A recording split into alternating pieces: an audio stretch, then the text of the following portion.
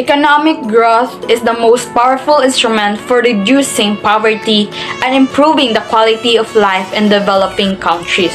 So there are three key points about economic growth that we must put in mind.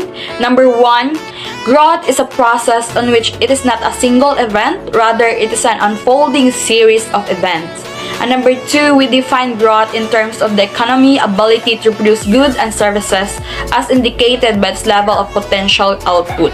And lastly, number three, growth suggests that economy's ability to produce goods and services is rising. So the advantages of economic growth are that it can reduce unemployment, reduction in poverty, improve public services, reduce debt to GDP ratios, and also for the political aspect. Sustainable economic growth is economic development that attempts to satisfy the needs of humans, but in a manner that sustains natural resources and the environment for future generations. An economic function in the ecosystem, so we cannot separate the economy from it. In fact, an economy cannot exist without it.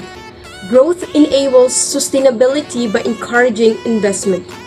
Economic growth strengthens consumer confidence, spending, and demand, all vital elements of a healthy investment climate, which the energy transition is going to need.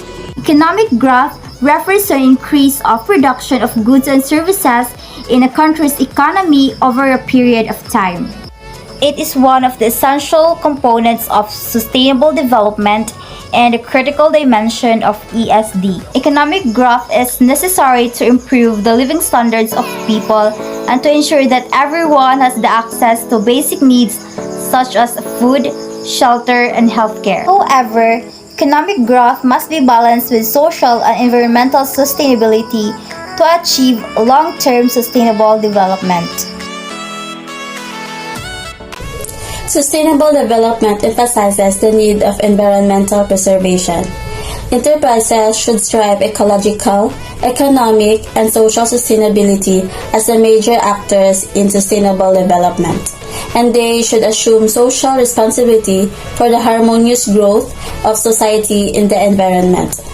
Environmental protection is the activity of governments, institutions, and private citizens preserving the environment. Its goals are to preserve natural resources and the current natural environment, as well as to repair, harm, and reversal trends where practical. Environmental protection is an important key to achieving sustainable development.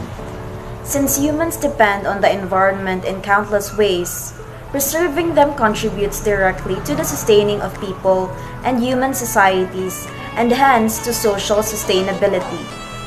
The key aim of environmental protection is to prevent the degradation of the natural environment, which is affected by increasing population, technology, and overconsumption, all of which have created a negative impact on the environment and continue to put humans and animals at risk.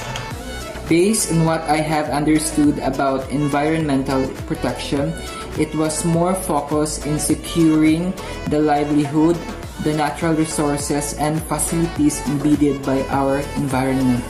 Environmental protection was also more focused on implementing more laws to protect and to prevail the sustainability of our environment. That will be all. Thank you.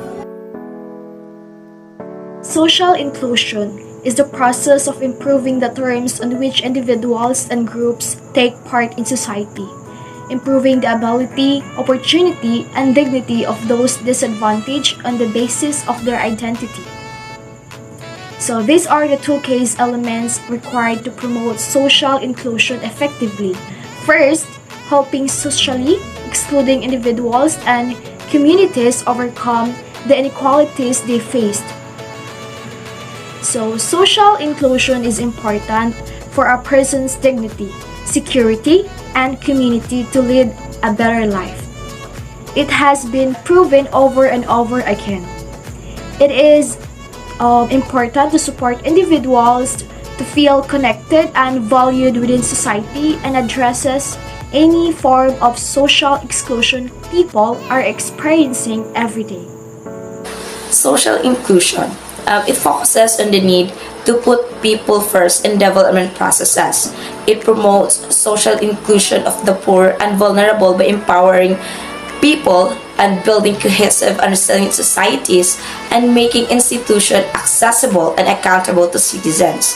Social inclusion, it aims to achieve an inclusive society that entails respect for human rights, cultural diversity, and democratic governance, and upholds principles of equality and equity.